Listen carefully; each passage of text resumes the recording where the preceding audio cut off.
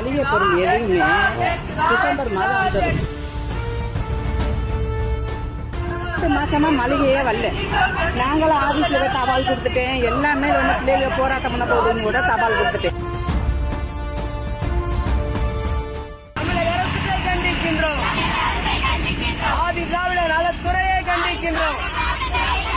வேண்டும் வேண்டும் வேண்டும் வேண்டும் சரியான முறையில் உணவே வேண்டும்.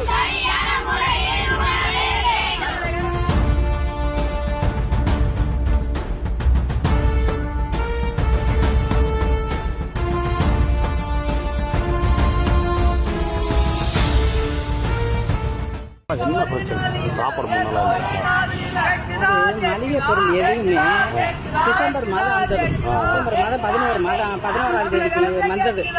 அதுக்கப்புறம் ஜனவரிக்கு எந்த மளிகை பொருளும் வரல. நாங்கள் அதுலேருந்து இதை போட்டு செஞ்சுக்கிட்டு இருக்கோம். இந்த பிப்ரவரியும் இன்னும் ஒரு மளிகைக்கு ஒரு இதுவும் தெரியல. நாங்கள் ஜனவரி வரைக்கும் போட்டு இது பண்ணிட்டோம். இப்போ அரிசி மட்டும்தான் இருக்கு. இப்பவும் அதையும் சொல்லிட்டு அரிசி மட்டும்தான் இருக்கு. எங்களால் அதாவது வாடன்கிறவங்களும் ஒரு அளவுக்கு தானே பண்ண முடியும். 2 மாசமா மளிகையே வரல.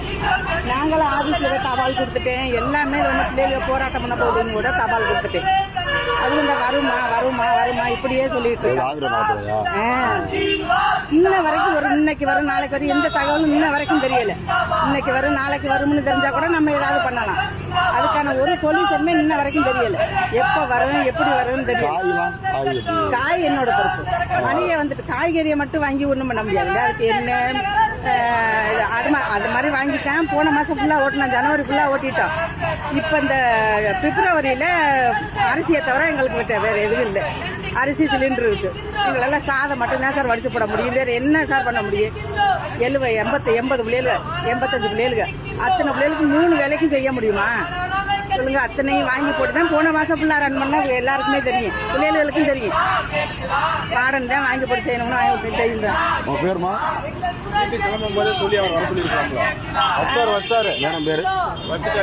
மேடம் பேரு சுபைதா. சுமைதாவா? சுபைதா.